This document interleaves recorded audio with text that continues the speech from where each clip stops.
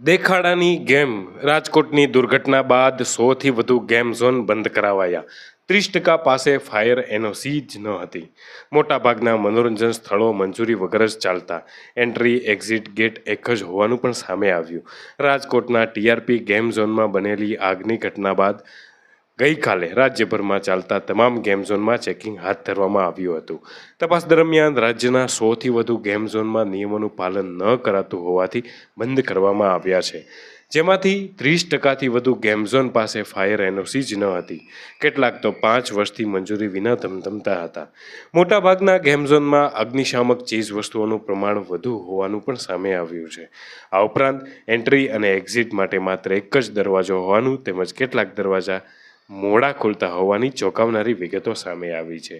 ભુજમાં 3 ગેમ ઝોનમાં બાંધકામની મંજૂરી વિના ચાલતા સીલ કરી દેવાયા હતા, તો માધાપરમાં અંડરગ્રાઉન્ડ ગેમ ઝોનમાં આવવા જવાનો એક જ રસ્તો હતો। ચરોતરમાં 5 વર્ષથી એનઓસી વિના ચાલતા 3 ગેમ ઝોન બંધ કરાયા હતા। પાલનપુરમાં આનંદ મેળો શનિવારે રાત્રે બંધ કરાયા બાદ જાણવા મળ્યું હતું કે ફાયર સેફટીના સાધનો છે પણ એનઓસી મેળવી નથી। ચરોતરમાં 3 ગેમ ઝોન છેલ્લા 5 વર્ષથી ફાયર વિભાગની એનઓસી વગર જ ચલાવવામાં આવતા હતા। અમદાવાદમાં 25 ગેમ ઝોન માત્ર 10 પાસે જ એનઓસી।